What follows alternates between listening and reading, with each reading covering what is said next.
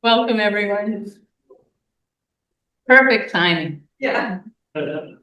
Certainly. Talk about. You're right on time. Excellent. The All Rides Again. And what a great song, right? To get you moving. Talk about the energy. I'll get there. Actually, our speaker today is the author of that song, the creator of the music, an ordinary corrections officer by day, and in the extraordinary world, he's a digital creator, an author. He's done in some amazing musical albums lately. If you want to tune into that song was off of that. Hear another one lately that he hasn't released. His name is Robyn de Rosario. He is a lot of kindness with a little kick of truth. So today's going to be talking to you about the light and the dark and giving you both perspectives because he's seen them and he's been open to them. Gentleness with giant power in his remembering. So welcome, Robyn de Rosario.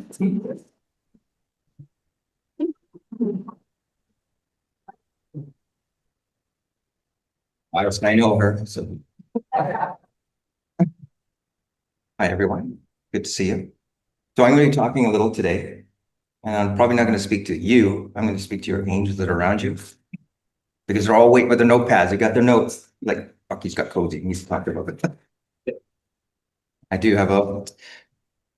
So what I'm going to start by saying is this: I'm not here to save any of you, and I'm not here to give you step-by-step plans for enlightenment or preach any one-size-fits-all path to bliss. This is not what this is about. I'm just here to share some wisdom and some knowledge that I was given, and I get to pass them on to you for your journey. That's it. I'm just someone who remembers, a mystical soul, an astronaut, and not the one who launches out in space, but the one who explores timelines, lifetimes, karmic wreckages, and a soul, and corrected my soul fractures, just to reclaim the light that I buried in my chaos. So a little bit about my background. I work as a corrections officer in a maximum security prison and dealing with some of the most angriest, darkest souls you can come around inside a system of the most dualistic environments that I've been in. And that's where light and dark meet daily, and not in metaphor, but in reality. So every day I'm shown why I'm there, because my presence holds space there. And it's not about controlling anyone, and it's not about learning how both chaos and compassion work in the same breath. And maybe, just maybe, I'm being that quiet code in that middle of that storm for those people. So in my story, I have people that moved on from my life. It's part of my growth. And when these stories are finished, they left with a lesson, and not a gift, a lesson. And I've buried those illusions, and I've sat in the dark in my own shadows and always asked the universe, where do we go from here? And this is what I found out. And this journey is not about ascending. We're awakening by returning. And we don't become whole by escaping the dark. To become whole, you have to enter it and remember who you are. And that's the path that we're on. So with me, I work with both the light and the dark angels. Now, the light angels, they show us what's possible. But the dark angels are the ones who take us into the rooms that we've locked up inside and we forgot that existed. And they're the ones who can guide you through all your pain, all the ones that you buried, all the grief you dressed up as personalities, and all in the chaos that you swore that you healed because no one mentioned it, or because you buried it so deep, not even Indiana Jones could even find it. But let's be real about something for a moment. In this world, we have two. We have guardian angels, which is true. But you actually have a dark guardian angel too. They're the ones who take you to the places that you haven't seen. They'll hold your hand and say, hey, let's go through this mess. Let's clean this up. And they're not evil, and they're not dramatic demons. And they're definitely not from Hollywood CGI or any other weirdness that they do there. Think of them more as your cosmic brothers and sisters. They're the ones who got assigned to watch over us while they want to, get us through our system, but they have to watch us over us. They just want to go back and chill out in the higher realms. But they don't sugarcoat anything. And they kick down that door. They point to every emotion and debris that you've hidden and say, this is yours. Let's clean this up. Let's go home. So they don't coddle and they don't take you shortcuts. They show you what's still running in your field and they point to the exact place where your energy leaks and ask if you're finally ready to clean, shut it down. But let's pause there for a moment. And I just want to make something clear. Dark angels and dark parasites are two different things. The dark angels will walk with you and they'll challenge you and they want you to involve. And but they're not the ones feeding off your pain. They're teaching you through it. That's the part of the spiritual team that you called in. The dark parasites, they don't want you to grow. They want your grief. They want to feed off your suffering, off your confusion, off your stagnation, off your numbness. They're the ones that whisper the self-doubt. I'm sure they're rattling some of your cages right now, but they amplify that fear and they hijack that voice in your head and they try to make it think it's your own. They'll push those illusions that you're stuck in. They don't care if you heal. They lose their power actually when you do. And that's why it makes you question yourself. And that's why they'll rerun those old movies in your head. They'll play those tapes over and over, telling you you're not worthy. They'll distract you in every low vibration cravings, relationships that deplete you. Because the longer you stay disconnected from your remembrance, the longer they get to feed. And they want you spinning out of that drama. They want you lost in your trauma. So react it instead of remembering. Because once they remember who you are, then you starve them out. And that's the war that we're talking about. They don't want your soul. They just want your distraction, your fear, your mind. And that's a spiritual war. That's remembrance versus amnesia, sovereignty versus dependency, frequency versus fear. So one of the biggest shifts in my journey happened when I stopped running from the dark and started walking with it. And let me be clear, the path isn't easy. And there's times it's going to be so lonely, but it's about integration. And I also wrote a book in my spiritual school. I wrote about how Earth is this classroom. It's a curriculum, it's the exam. And in the book, I'll go deeper in mapping out timelines and conscious codes, very vibrational fields. But this is what happens. You don't forget by accident. You forgot because you were meant to find it again. And then we came in this incarnation as a soul that's complete. But we walked through 1,000 timelines and 1,000 veils that fractured us. And now we're picking up those pieces. And that's the age of awakening. It's about the age of retrieving, and it's about the age of remembering. You don't retrieve your escape by into the light realms. You retrieve it by going back in those timelines, those fragments you got stuck, where you break up the trauma, the betrayals, those vows, those split energies. And it's not about fixing the past. It's about bringing the pieces back home. It's a cosmic house clean. Timelines closed. Codes cleared. Memories achieved. No healing happens can't even say it. Bypassing. No clarity comes through pretending. This path will strip you of every identity you borrowed. It'll break every belief it never was yours. And it will shatter every illusion that you kept safe. And you'll stand there bare, honest, unsure, wondering if you've lost everything. But you didn't. You remembered. So let's talk about beliefs for a minute. Because most of us are still trying to anchor ourselves to something that's we call spiritual.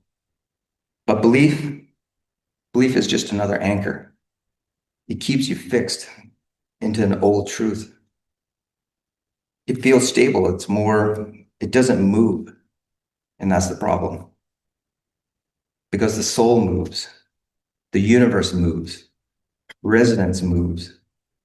So that's what I trust now. Instead of belief, resonance. Because it doesn't come with a doctrine. It doesn't come with a feeling. It's a knowing. And in a quiet confirmation that bypass, the mind just speaks straight to your field. And if it doesn't resonate, it's not yours. And if it doesn't land in your body, it's not yours right now. And that's how you know. And if you're wondering, how do I navigate this mess without making any sense? Well, that's when you drop even deeper.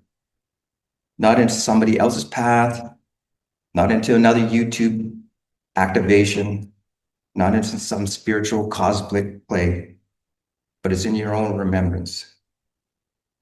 And that's when you realize something sacred, that you don't need to fix the world. You don't need to rescue anyone. And you don't need to be the lighthouse where the people are still building their own boats. You're not here to interfere. You're here to become so clear in your own energy that others feel what's possible without you saying a word. And that's what transmission is. And that's how codes work. Not through persuasion, but through presence. And now, let's talk about something that woke me up, just plant medicine. And before anybody thinks that I'm going to glamorize it or convince anybody to go take it, just take a pause. I don't expect anybody to start going to the Amazon and meeting a shaman and going to the forest because it's not a party from the paradise. But this is what happened to me. This is when my soul had enough of my bullshit and called in for backup. So the plant medicine is here to gently align us with your higher self. What? They're here to clean the house. Ayahuasca didn't show me the galaxy. It showed me my patterns. It showed me my bypass, my projections that I disguised as old wounds, as I thought were purpose. It brought everything up and asked, are you ready to look at it now? Or do you want to keep pretending you're healed? Iboga doesn't whisper. Iboga doesn't gently call you. They pull out every trauma that you have. They kick down all the doors and they put them right in front of you. Every emotion that was buried, every ancient agreement, every karmic knot, and tosses at you, asks you to clean it up. Mushrooms are the calming mystics. One moment you're in a sacred ceremony, next you're weeping next to your tree, and it says to you, remember who you are, little sparkle. And cannabis, let's not skip this one, because cannabis is the chatty little friend that doesn't get invited to the formal ceremonies. But still they show up in ancient wisdom tucked under its arm. It softens the edges, often subtle doors. And it reminds us to slow the hell down sometimes. But here's the thing. It's not about zoning out, and calling it spiritual, but used with intention, cannabis can take you inward, back to places where you rush past your busy mind. But without intention, it's just another escape. But with intentions, it can unlock that quiet corridors in your head that still echoes, but actually waiting for your attention. So here's the most powerful skip. It will mirror you. If you say you're anxious, well, congratulations. It just showed you what you have to work with. And if it showed you peace, and then you're already at peace. So cannabis doesn't create the state, it reveals it. But the wild thing is, there's no judgment, just accountability, just the truth. Because if you can't evolve while ignoring the wreckage, and you can't purge what you still protect. And these plants, they'll shift you to that frequency by showing you what you're still holding that's poisoning your field. So we'll go to another frequency. And it's not about just a thought, but it's what you put in your body too. So we'll go there. And this may be sensitive for a few people, but just relax, hang in. And this is not what we're going to hear in a chakra meditation camp, but eating animals. That changes the field. And yeah, it's a little bit about ethics, but I'm also talking about energetics. That being didn't die in joy. It didn't offer itself up in a cosmic ceremony. It died in fear, in confusion, in pain. And that frequency doesn't disappear. It stays. So when you consume what you're just eating that flesh, you're just an energy of fear. And let me say by something that might trigger some people, but this isn't about judgment. It's about energy. It's about frequency. You want to keep that energy and vibration high? Then you got to start paying attention to what you consume, not just with your mind, but with your body.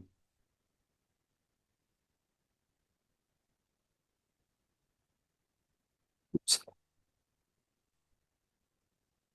Sorry, I lost my train of thought here. And so, yeah, I'm not here to shame anybody, and I'm not here to preach, but I'm remembering. And what I remember is this: when you eat the flesh of a sentient being, you're not just biting into that protein, you're consuming that fear. That's trauma, it's the death code. And that, like I said, that energy doesn't disappear. And it doesn't matter how humanely you say that animal was treated, we got to stop using those words, because there's no such thing as humane murdering, humane raping, or humane pedophilia. You think that animal lined up for slaughter but doesn't know what's coming? They feel it, they smell it. Their nervous system's going to shock. That's cortisol, and that's terror, and that's blood. And you can't eat meat without consuming blood. And we're not blood drinkers. We're compassionate, kind souls. We have to show that. And there's also one more thing: alcohol, another. And I know some of you are clutching your wine glasses like they're sacred chalices of cosmic relaxation, but let's call it what it is. It's a low depression frequency, just dressed up in a social ritual. And we're not just taking off the edge, you're muting the frequency that's trying to rise you up. Alcohol numbs that field. It scrambles the signal. It opens doors and closes the doors that you're trying to open. And the soul codes are trying to come in. But you want clarity, you want evolution, you have to stop poisoning the vessel that's trying to get you there. And there's no shame in it, and there's no guilt. It's just a choice. The choice of remembering your power instead of pouring into a glass that's calling it freedom. So when people say, I feel worse when I gave up meat and alcohol. Yeah, that's because those parasites in your body, they're dying. They're screaming for their fix. That wasn't your body failing. That's the detox. So those old attachments are panicking. That low frequency is trying to keep their grip. Because your spirit team, they're here to guard you. Your rituals can shield you. But if you're feeding that vessel with fear or poison 3 times a day, you're inviting darkness through the back door while you're saging the front door.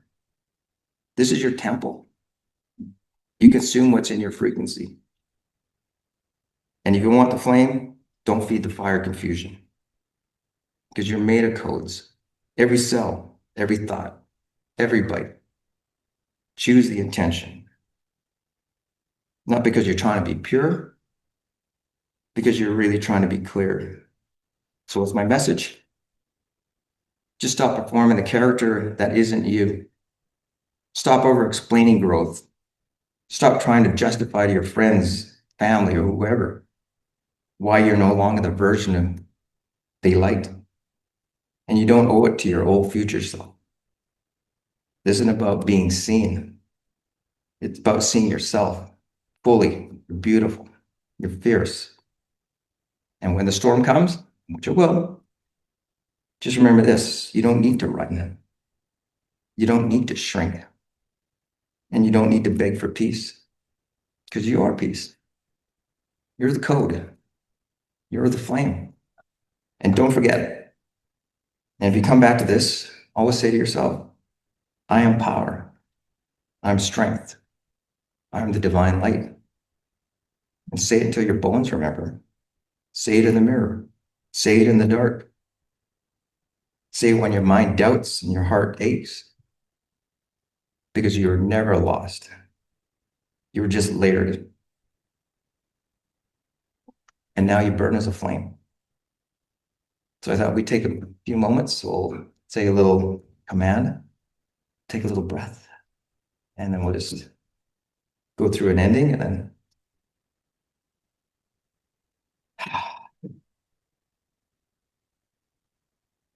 I dissolve all false bindings made in shadow, silent, spoken, ancestral, and encoded in the bloodline. I do not carry what was never mine. I reject every distortion that asks for obedience without truth. I release all energies that do not honor my soul's original tone. I no longer resonate with frequencies that feed on guilt, fear, shame, or submission. I reject every mask, every illusion, every false name stitched in my story. I choose only divine light, pure, unfiltered, before programming, before clarity, before division, where the false codes were woven in dream, in words, in flesh, in symbol. I now incinerate it with the fire of remembrance. You have no access to me, not in this realm, not in any layer of time, not in the corridors of my sleep. My blood is cleansed. My name is untethered. My essence is mine. My creations will not carry your code. This system will not rate its echo in my system. I'm not your food. I'm not your portal. I am not your property, and I never was. I return my awareness to the original field. I seal this moment with clarity. I lock this truth in cellular memory. It is, so it is, in divine light, abracadabra. Well, thanks for listening. I hope that. What's that? Yeah, we do that. Yeah.